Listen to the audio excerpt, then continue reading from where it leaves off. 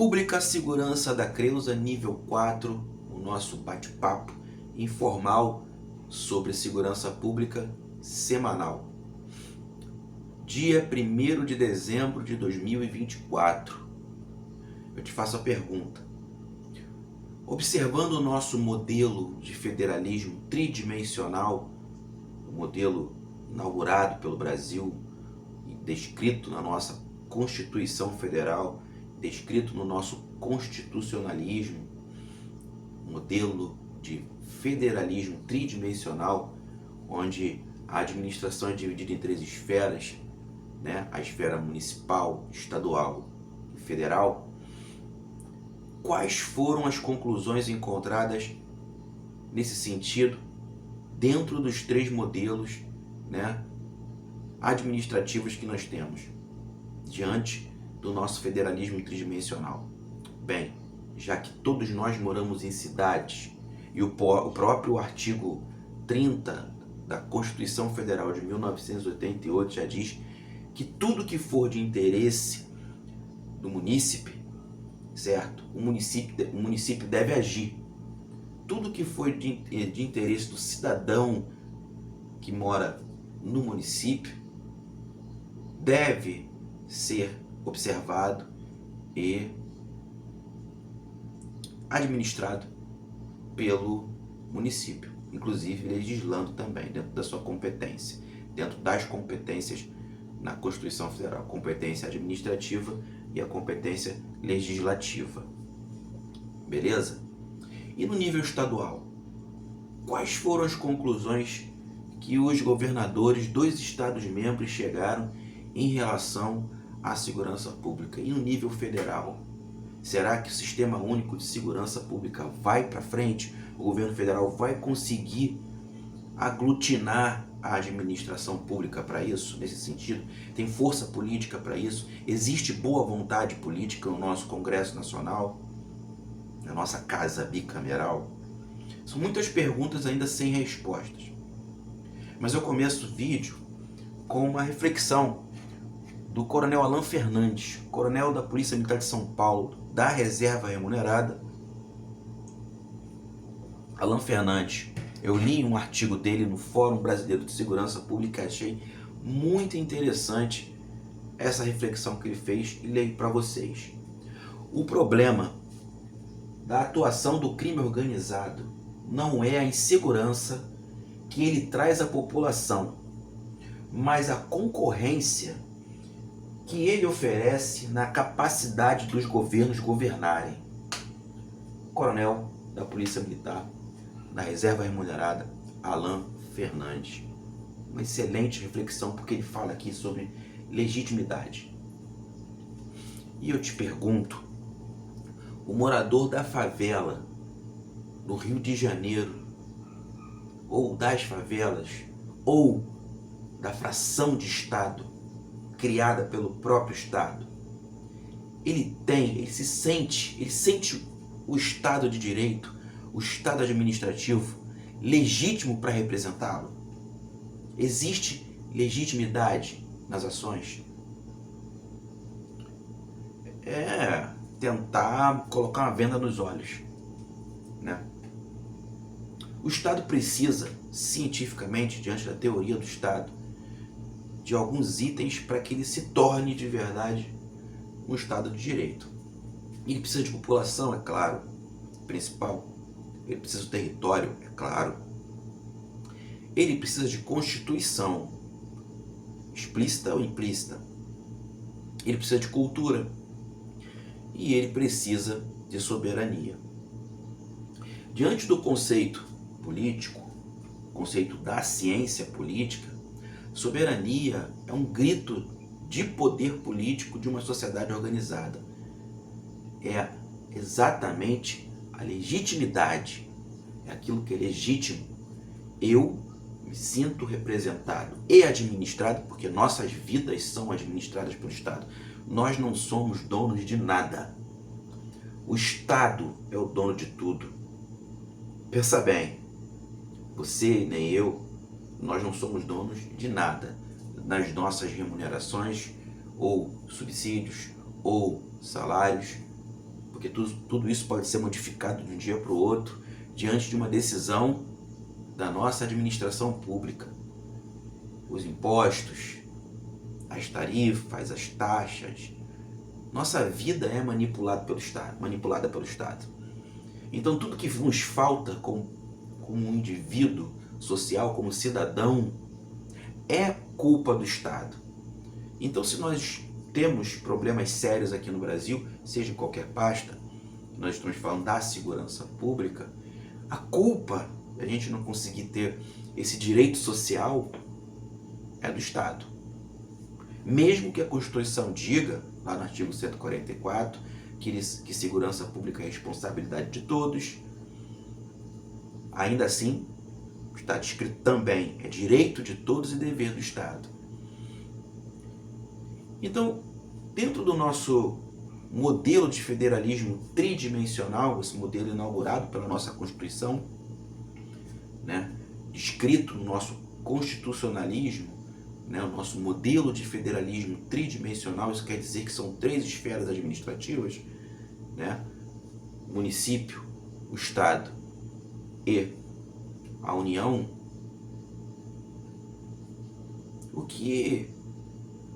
Onde chegamos até agora? Bem, o artigo 30 da CF/88 diz que tudo que for de interesse do munícipe, do morador de um município, precisa ser resolvido pelo município. O município legisla, o município administra dentro da sua competência constitucional, a competência administrativa e a competência legislativa. Algo que, inclusive, o governador de Goiás vem apresentando, né, ao governo federal e ao Congresso Nacional, uma tentativa de uma proposta de emenda constitucional que mexa na competência dos Estados-membros em relação à segurança pública, exatamente no modelo de legislar e de administrar. Bem, enfim, outro vídeo a gente vai discutir. Então o Estado precisa dessa estrutura para ele ser, de fato, um Estado democrático, um Estado de direito, um Estado administrativo. Esse Estado tão criticado e estudado por vários filósofos da ciência política, por exemplo, Hobbes, que dizia com muita lucidez que o homem é o lobo do homem. Isso é verdade. A criminologia diz que o crime é um traço social do ser humano. Nós somos animais que, somos animais políticos, né? Aristóteles já dizia isso, mas também temos traços. Somos violentos e exatamente por causa dessa violência é que existe o Estado para conseguir limitar isso. E ele cria uma estrutura para isso que deveria ser observada e cumprida. Por exemplo, a nossa Constituição Federal, a Constituição, ela de maneira bem seca, ela quer dizer o seguinte: é uma norma jurídica supralegal que limita os poderes do Estado e direitos e garantias. Ou seja, tem que haver limite, inclusive para o nosso próprio direito, ou para os nossos direitos. E quem tem esse poder é a administração pública, diante de suas representações administrativas, né? Enfim, a fração de Estado, a favela, ela foi criada pelo próprio Estado. Ele criou um monstro. Um monstro no sentido administrativo, tá, gente? E não no sentido social. Porque ele criou esse monstro a partir do racismo estrutural. E isso é verdade. A primeira favela do Brasil, a Providência, lá no centro da cidade, ela diz esse conceito. Depois vieram as demais favelas. Porque nessa revitalização do Rio de Janeiro, ainda no início da época republicana, na Primeira República, ela afastou os vulneráveis da visão de todos. Uma arquitetura francesa, derrubou os cortiços e empurrou aquelas pessoas para os cantos, né? E aí as favelas foram nascendo, as frações de Estado, a fração de Estado. que tem tudo isso que o Estado tem. E por ter exatamente soberania, porque ela não sente o Estado de Direito, o Estado administrativo, como legitimidade. Ela não vê no Estado administrativo uma representatividade legítima daquilo que eles precisam, daquilo que eles querem. Nunca foi assim, né? Então, existe uma soberania que não pertence ao Estado de Direito, pertence à fração de Estado. Tá? Existe uma população, existe um território, existe cultura. E quem domina isso? É aí que a gente vai começar o nosso bate-papo. Por quê? Eu disse aqui em outros vídeos que diante de um modelo acadêmico, nós temos 3 estruturas acadêmicas aqui no Brasil produzindo dados sobre as facções, né? Algo que já começou a ser estudado, foi começado a ser estudado em 1927 nos Estados Unidos, né? As organizações do crime. E aqui no Brasil nós temos três instituições acadêmicas que fazem essa observação. E cada uma tem um número de facções no Brasil, não tem um consenso sobre esse número de facções. O certo é que estamos chegando a 100 facções no Brasil.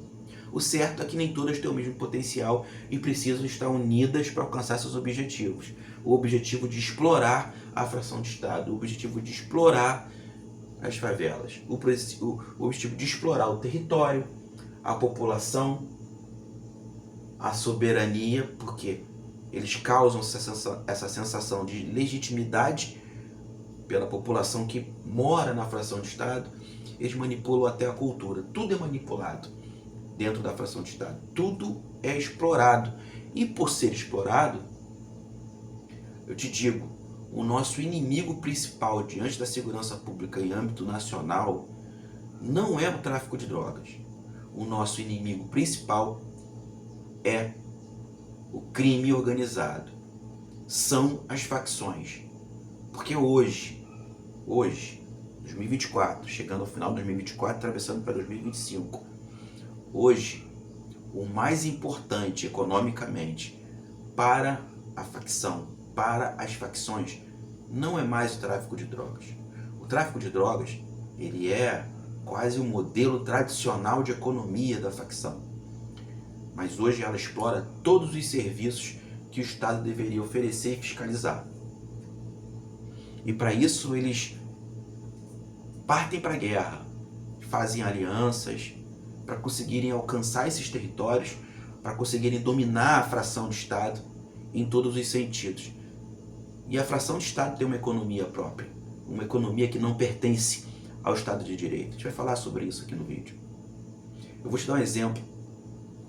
Existem ruídos, né, dizendo que nessa guerra aqui na Zona Oeste, ali nos bairros de Padre Miguel, Realengo, Deodoro, Bangu, onde estão concentradas as células do Comando Vermelho e da facção, da menor facção, ainda existe. Falta pouco para acabar, tá? Logo a gente vai acordar e não vai existir mais. A ADA. Tem um ruído falando por aí que nessa tentativa de retomar o território da Carobinha, que é uma fração de Estado, uma favela que beira a Avenida Brasil de um lado e do outro a Serra do Mendanha, um local até turístico, tá? Que já foi dominada pela ADA há tempos e hoje é dominada pela milícia.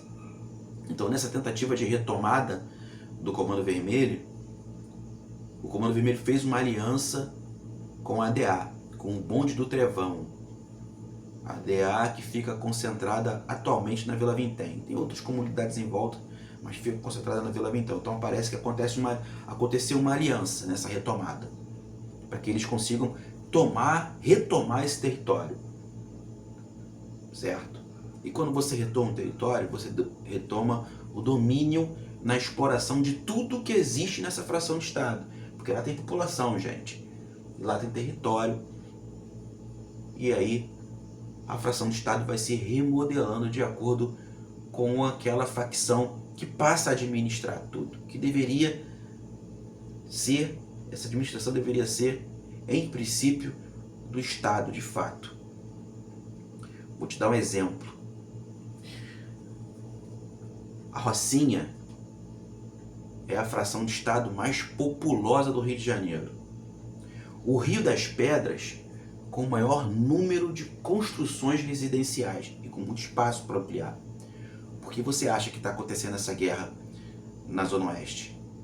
Entre a Zona Oeste, né? Porque o Comando Vermelho vem tentando fazer esse cinturão em Jacarepaguá, né? Já conseguiu retomar a Muzema, certo? Ele saiu, a milícia entrou, eles conseguiram retomar a Muzema, estão de frente para o Rio das Pedras.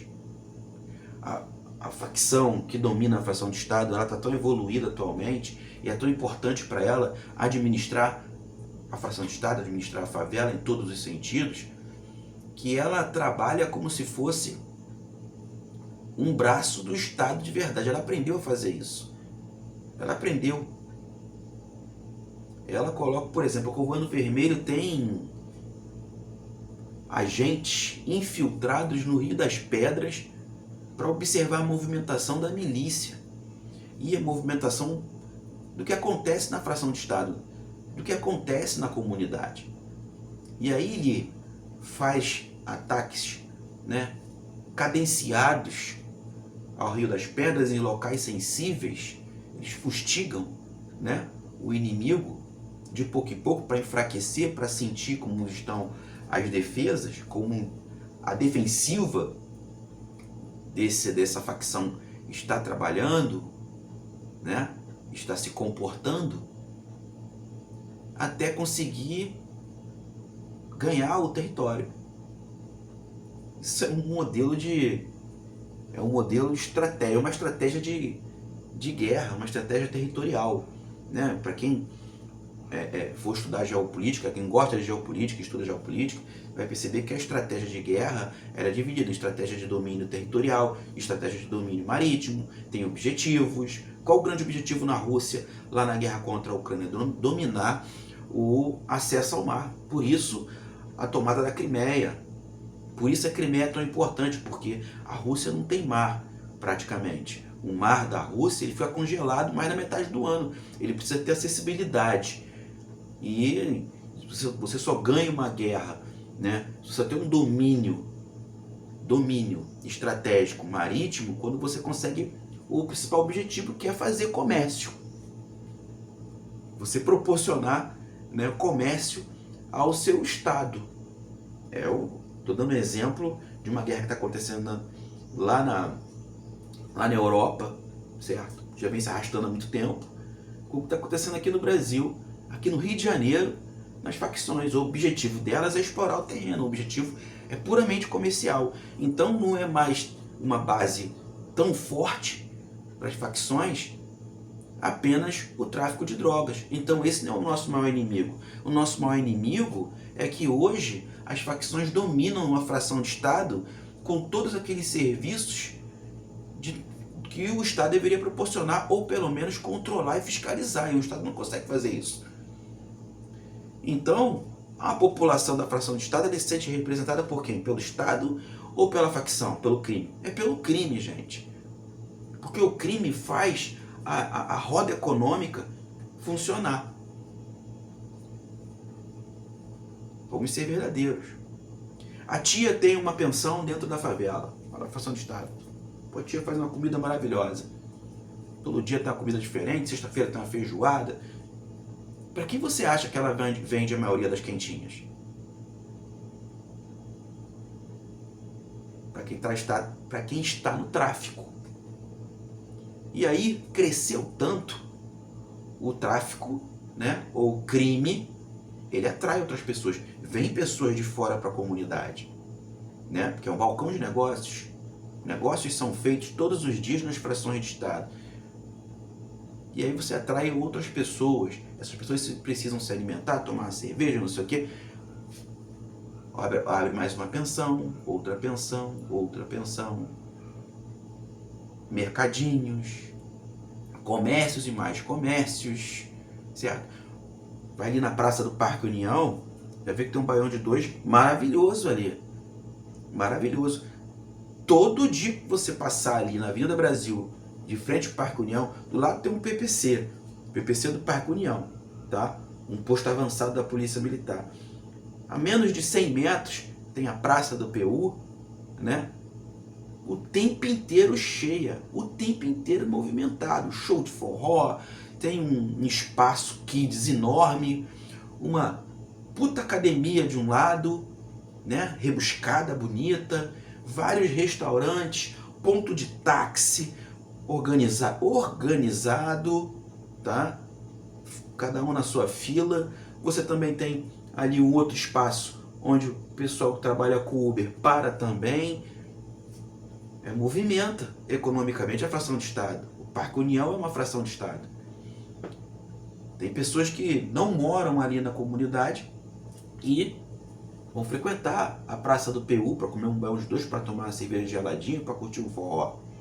Mas antes disso, quem observou que poderia ter um espaço ali social e cultural foi a fração de Estado que permitiu que aquilo acontecesse. Porque se não tivesse permissão da facção que domina aquela fração de Estado, aquilo lá não aconteceria. Ou seja, a fração de Estado tem a sua economia movimentada, coordenada e dominada pela facção. A facção proporciona empregabilidade, algo que o Estado deveria estar proporcionando, e ele não consegue. Ele não consegue. Tudo bem, estamos com um índice de desemprego por volta de 6,2%. Um índice, menor índice, depois de muitos anos, um recorde. Perfeito. Mas quando eu falo de empregabilidade, eu falo de acessibilidade também. Certo? Se o cara vai trabalhar na Zona Sul e mora numa fração de Estado, aqui em Bangu, por exemplo, é mais acessível para ele trabalhar como garçom em um restaurante dentro, por exemplo, dentro da Vila Aliança, ou em um restaurante na Zona Sul, lá em Ipanema, Copacabana. É melhor para ele ficar perto de casa, certo? Ele tem mais qualidade de vida, ou seja, tem empregabilidade, tem acessibilidade, tem qualidade de vida.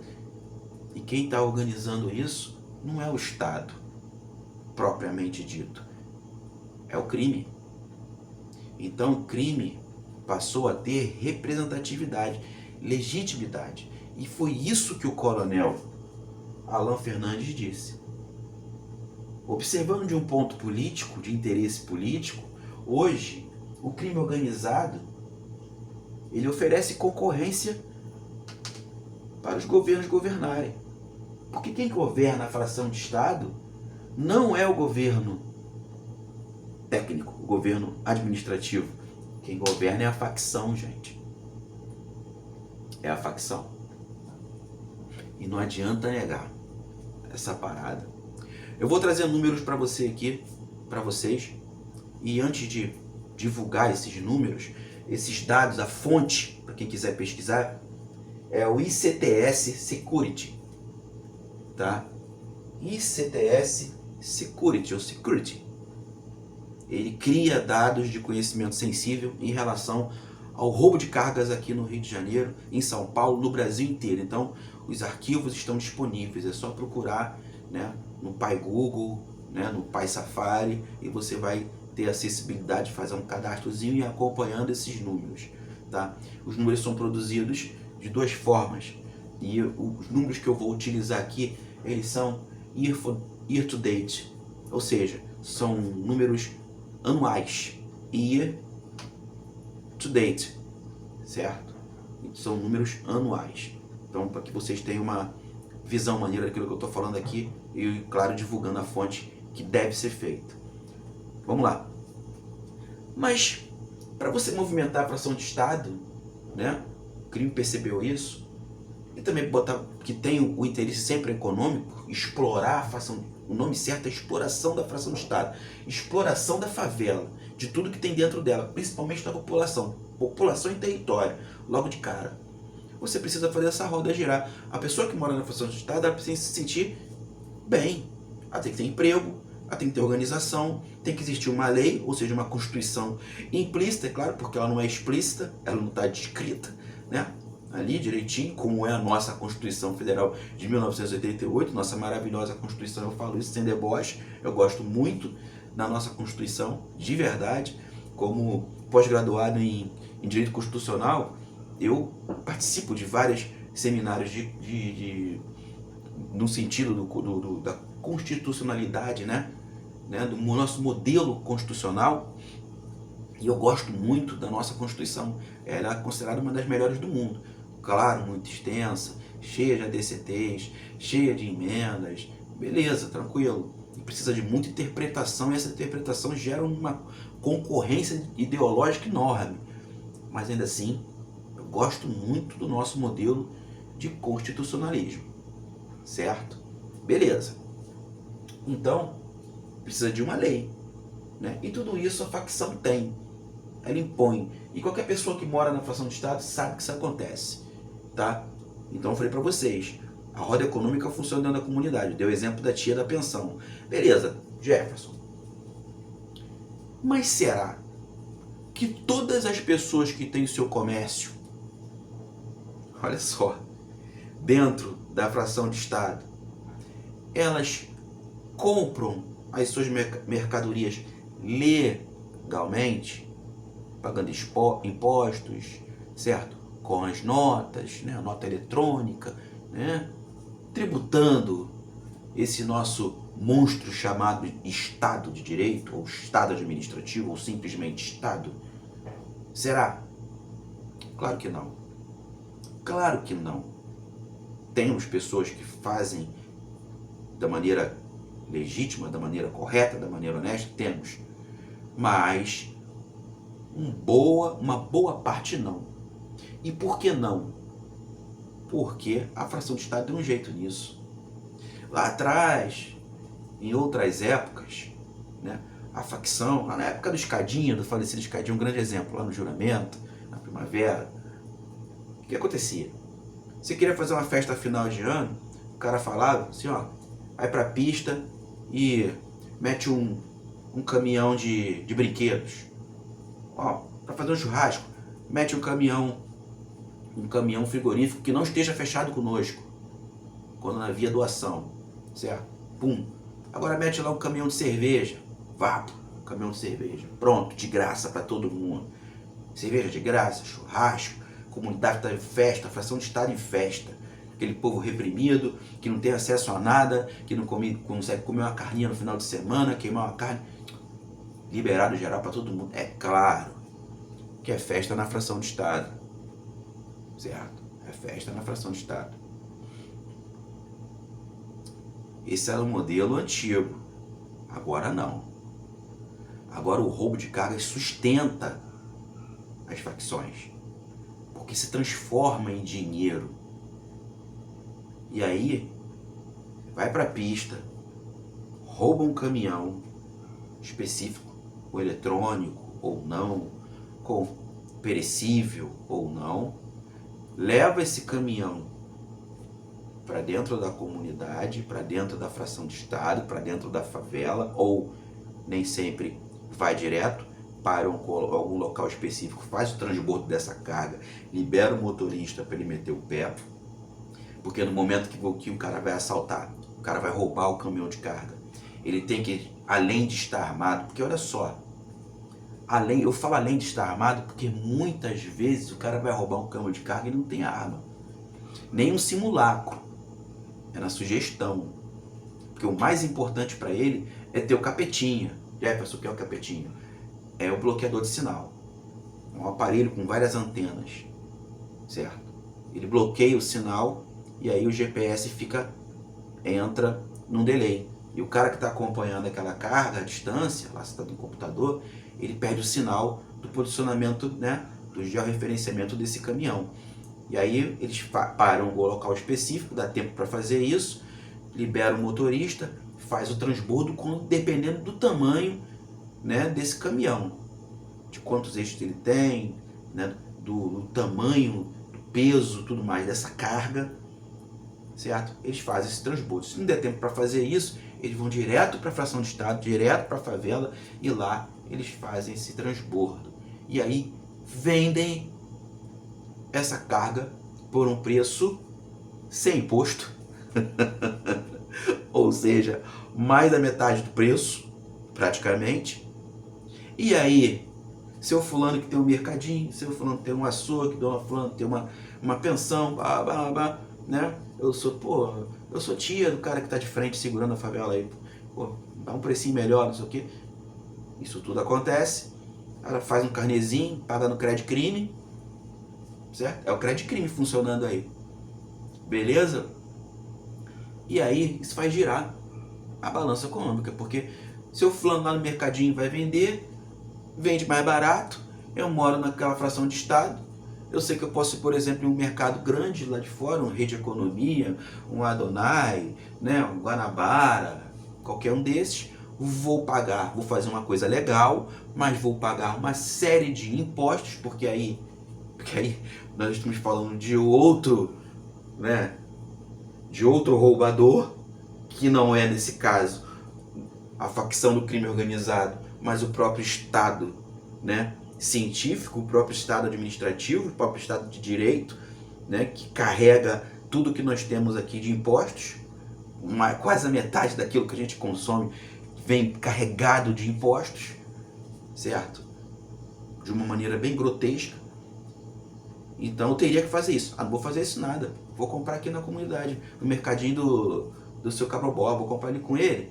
Porque, pô, a peça de alcatra como a minha tá R$32, R$31 o quilo. Aqui eu vou comprar por ele pela metade do preço, pô. E não vou precisar me deslocar para ir até o mercado. Final de ano tá chegando, pô, quero fazer um churrasco de 3 dias, de 4 dias. Pô, tá maluco? Hein? Pega a visão, mano. E aí acontece isso. E por que existe o roubo de carga? Porque existe quem compra a carga. Eu tô falando da fração de Estado. Mas a fração de Estado era uma empresa.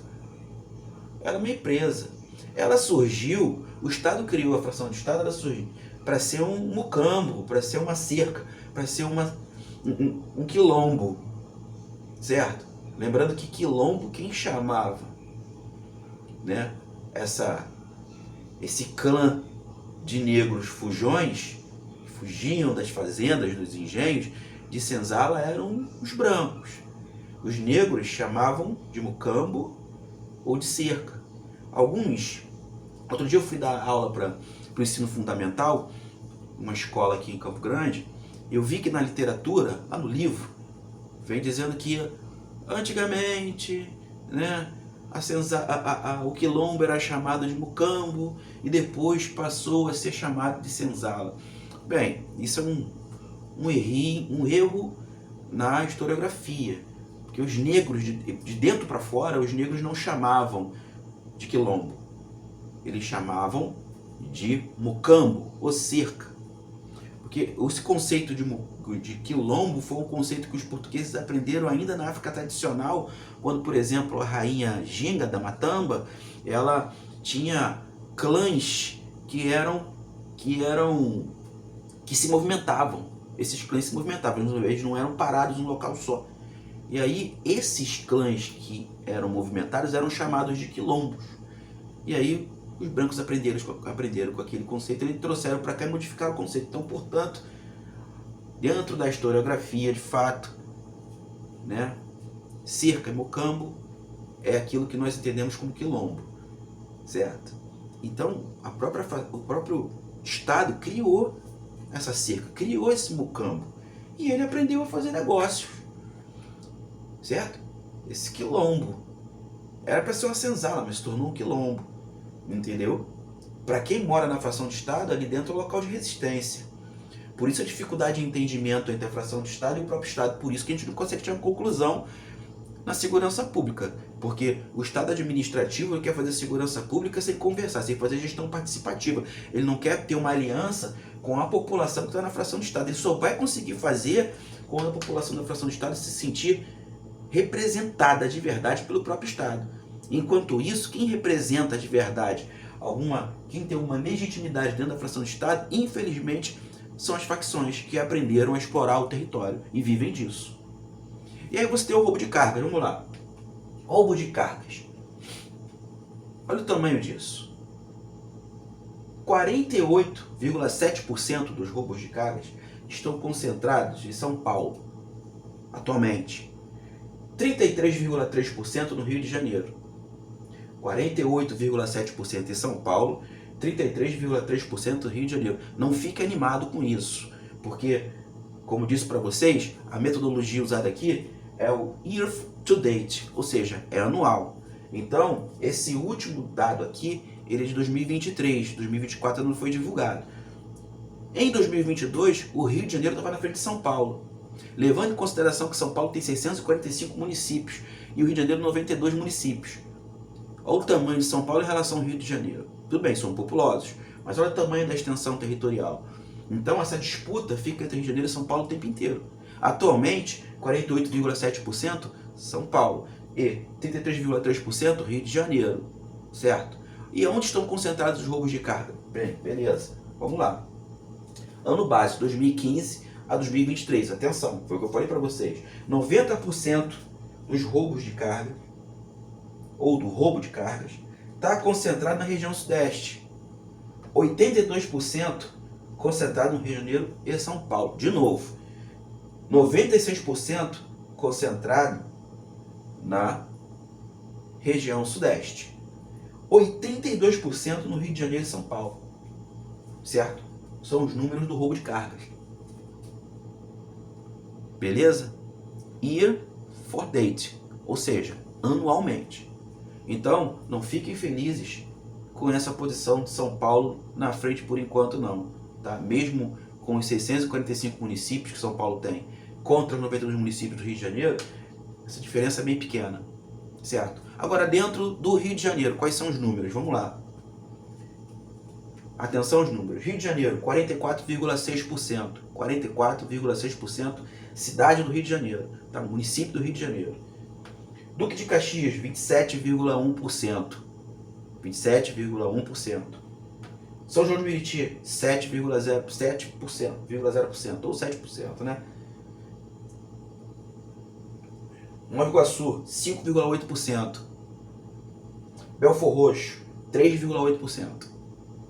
Então você tem 44,6% Rio de Janeiro, 27,1% Duque de Caxias, 7% São João de Meriti, 5,8%. Nova Iguaçu, 3,8%. Belfor Roxo. Você percebe que na região metropolitana, a Baixada Fluminense está na frente. Está na frente. Porque você tem 44,6% apenas no município do Rio de Janeiro. E por que a Baixada Fluminense está na frente nesses números? Por causa das vias expressas. Porque você tem a rodovia Presidente Dutra, a famosa apenas Dutra, e nós temos a Washington Luiz, né? Temos duas vias expressas muito importantes, sob a administração da Polícia Rodoviária Federal, policiamento ostensivo das rodovias federais, missão constitucional, artigo 144 da CF/88. E você tem nesse entorno vários e vários depósitos, muitos depósitos. Do pedágio para cá são vários. Então, se você observar os números, vai perceber que boa parte desses roubos de cargas acontecem do pedágio para cá. Acontece do pedágio para lá? Sim, mas a maioria acontecem do pedágio para cá, certo? Lá de Seropédica para cá e lá de Magé para cá. São os principais pontos até chegar na cidade do Rio de Janeiro. Isso não quer dizer que as frações de estado que estão naquele entorno ali dentro dos municípios são as maiores responsáveis por esse roubo de cargas, não. Se for uma facção, eles fazem aliança, certo? Você pode ter um roubo de carga numa carreta lá na Washington Luiz, na altura Campos Elíseos, por exemplo, e essa carreta descer, atravessar, ao invés de ir para o próprio município, para uma fração de estado, uma favela do próprio município de Duque de Caxias, ela pode descer, que ela vai estar, porque provavelmente quem fez o roubo, né, os roubadores, terão em mãos um jammer, ou seja, um um capetinha, certo? Um bloqueador de sinal. E eles vão sair da rodovia federal, vão entrar na Avenida Brasil, vão fazer o retorno, né? Porque eles vão entrar na Avenida Brasil no sentido centro. Vão lá fazer o retorno, ou em Benfica, para não chamar a atenção na linha amarela, está sempre monitorada, tem uma base ali do BPVE, no acesso à linha amarela, ao retorno da linha amarela. Então eles passam, vão fazer lá em Benfica, voltam e entram no Complexo da Maré, ali na Nova Holanda, no Parque União, que é uma base muito grande do Comando Vermelho. Pode ser que isso aconteça sim, e na maioria das vezes acontece. Então existe uma, independente da fração de Estado, ou seja, da favela, existe uma conexão dentro das facções para aqueles que praticam o roubo de cargas. É igual ali também na Avenida Brasil, naquela altura da Fazenda Botafogo, aquele espaço ali, certo? Pedro Jorge, enfim, Pedro Jorge, aquele pedacinho ali que tem acesso às comunidades, né? Às frações de Estado. Lagartixa, Pedreira e Quitanda, que já tiveram uma, né? Na época do falecido Playboy, a modalidade principal dele era o roubo de cargas. E ele abastecia muito, principalmente nessa época do ano. Nessa época de dezembro até o carnaval, certo? Os índices sempre estão em alta no roubo de cargas. Certo? E então ali era um local específico. Eles saíam, acessavam ali o retorno por baixo da Avenida Brasil, tá? na João Paulo, faziam esse roubo, retornavam no Trevo das Margaridas, ou por baixo ali de Coelho Neto, antes da obra, que reduziu um pouco a passagem, fica difícil de passar por uma carreta, por exemplo. Não quer dizer que não aconteça, quer dizer que fica mais difícil, fica mais fácil para fazer um cerco. Aí eles vão até o Trevo das Margaridas, retornam e entram ali na Fazenda Botafogo, passam na principal da Fazenda Botafogo, rapidinho eles estão lá na Pedreira, na Lagartixa, na Quitanda, né? E aí, um abraço, certo?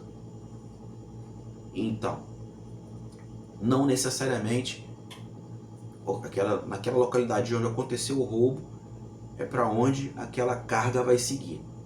Vamos agora aos bairros, certo? Os bairros no Rio de Janeiro, cidade do Rio de Janeiro. Vamos aos índices. Lembrando, mais uma vez, que é year to date, certo? Em primeiro lugar, certo? Nos índices, no ranking, Ramos, Maré, Manguinhos, Gianópolis, Bom Sucesso e Benfica. Os bairros que estão em primeiro lugar. Em segundo lugar, Vigário Geral, Penha, Parada de Lucas, Jardim América, Jardim América tradicional. Aquele pedaço ali do Motel Champion é um problema sério na Avenida Brasil, um problema sério para o BPVE administrar. Tem uma viatura baseada em frente ao Motel Champion, estrategicamente, porque naquele entroncamento, naquele acesso à Dutra ali, é aquele lance rápido. Mas só que eles sabem desse posicionamento, que está ali nos mesmos locais. Eu até concordo que o policiamento deva ficar ali naquele local, mas o patrulhamento que é complexo, porque, assim, tem um livro que foi escrito por um cientista, por um policial estadunidense. Ele foi diretor de polícia, né, em Nova York, que fala o seguinte: qual o principal modelo de policiamento sob o ângulo mundial? É a viatura engessada, baseada, ou uma viatura em patrulhamento? É o patrulhamento, porque ele proporciona tanto policiamento ostensivo quanto policiamento repressivo. Então, se você baseia uma viatura em um local específico que é importante, aquele local é importante, um exemplo, mas e as ruas de acesso? Antes. Então o que acontece? O roubo acontece lá na altura de Parada de Lucas, na Avenida Brasil, na pista central, o lance é rápido, às vezes armado, às vezes não, ou como a gente costuma falar, na mão, certo? Porque o importante é ter o bloqueador para não ser rastreado, né? E aí você pega a agulha, entra na pista lateral e entra ali na Vigório. Vigório, para quem não conhece, Vigário Geral, Praça de Vigário Geral. Entrou ali, ganhou o mundão. já ganhou o mundão, esquece. Ou seja, é preciso, além de uma viatura baseada em local crítico, né, que tem a mancha, tudo direitinho, bem feito, sabendo que é um local crítico, mas é preciso também, muito necessário e imperioso, uma viatura ou duas ou três intensificando esse patrulhamento nesses locais. E o efetivo é pequeno. Aí você faz o quê? O efetivo é pequeno, a demanda é grande, você faz o quê? Você tem que estar recheado de viaturas baseadas, fazendo um carrossel estratégico, patrulhamento, sem deixar que esses pontos fiquem descobertos. Beleza? Então vamos lá. Segundo colocado, Vigário Geral, Penha, Parada de Lucas, Jardim América, acabei de falar para vocês, Cordovil e Braz de Pina. Braz de Pina, local onde está concentrado, hoje dominado pelo Complexo de Israel, domina tanto um lado da Avenida Brasil, que é Braz de Pina, Cidade Alta, como domina também o outro lado, que aí você tem Cordovil, você tem Parada de Lucas e Vigário Geral, já lá atrás, Vigário Geral. Terceiro colocado, Senador Camará, Padre Miguel, Jericinó e Bangu. Tá caindo, hein? Quarto colocado, Vila Militar, Realengo, Magalhães Bastos, Sulacap, Campos Afonsos. E na última colocação no índice, diante do espectro, diante da nossa visão em relação ao roubo de cargas, estão os bairros de Senador Camará, aliás, Senador Vasconcelos, Santíssimo, Inhoaíba, Cosmos e Campo Grande. Então, os bairros mais seguros em relação à atuação do roubo de cargas são os bairros da Zona Oeste, vou repetir o nome deles: Senador Vasconcelos, Santíssimo, Inhoaíba, Cosmos e Campo Grande. Você vai me perguntar, Jefferson, por que esses bairros da Zona Oeste têm o menor índice de roubo de cargas na cidade do Rio de Janeiro? Pelo modus operandi de quem controla a fração de Estado. Certo? Sabemos que algumas células das milícias atualmente fazem acordos com as facções. Tivemos o que aconteceu no Fubá, uma sociedade entre a milícia e o TCP da Serrinha, certo? O Lacoste. E atualmente é dominada pelo TCP, certo? Foi vendida, Vendi o meu território, a minha fração de Estado para você. Olha o nível, a administração agora é sua. E boa parte da liderança do Fubá hoje está concentrada no Rio das Pedras, que teve uma desarticulação muito grande com a prisão de vários líderes, mais da sua metade policiais, quase 100% policiais, culturalmente. Então o modus operandi das milícias, inicialmente, tradicionalmente, ele era diferente das facções, porque a visão foi: vamos explorar o território e não o tráfico de drogas, porque você não tem um sofá atravessado na tua rua com alguém de fuzil vendendo pó, porque você não tem cracudo batendo na tua porta, você não tem intervenção das ruas, você tem um domínio, certo? Territorial. Então, dependendo dessas frações, porque a milícia ficou rachada, em alguns locais o roubo de cargas não pode acontecer, certo? Não pode acontecer, porque você atrai o empresariado. Pô, é mais fácil mandar essa carreta para lá, porque lá a gente vai ter dor de cabeça, E você vai abastecendo, você traz uma qualidade de vida. Nesse sentido, tá, gente? E o reflexo está aqui. Errado ou certo, Jefferson? Não estou falando que é errado, que é certo. Estou falando que é técnico. Errado é que os nossos territórios que pertencem à fração de Estado ou às frações de Estado sejam dominados pelo crime organizado. Porque nenhum cidadão merece ficar sob a batuta do crime. O crime não é o Estado, gente. De fato. Infelizmente, o Estado se comporta como crime. E aí você tem o crime institucionalizado. Ele tem um comportamento próximo disso, ele explora o território, de fato, né, dos seus Estados-membros, de uma maneira voraz e totalmente floreada pelos atos corrompidos, certo? A população se sente representada, se sente revoltada.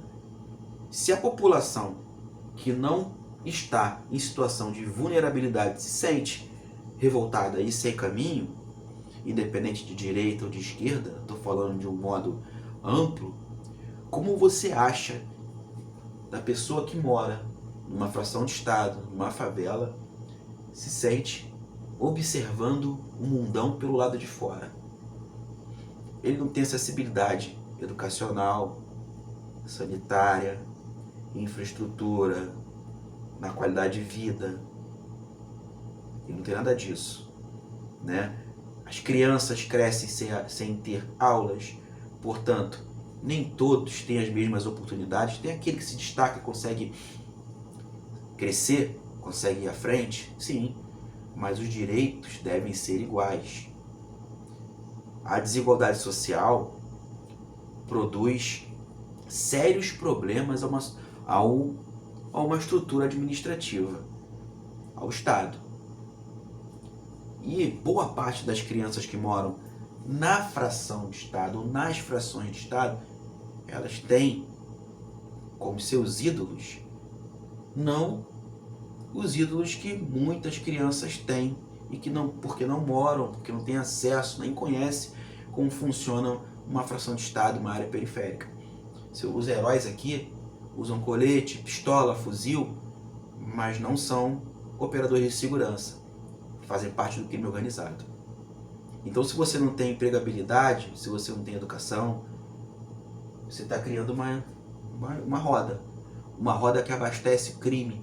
E o crime organizado aprendeu a explorar a fração de Estado, as favelas. Então, o nosso maior inimigo hoje não é mais o tráfico de drogas, e sim a maneira como as facções do crime organizado se movimentam e exploram a fração de Estado. Eu finalizo o vídeo com a reflexão, mais uma vez, do coronel Alan Fernandes.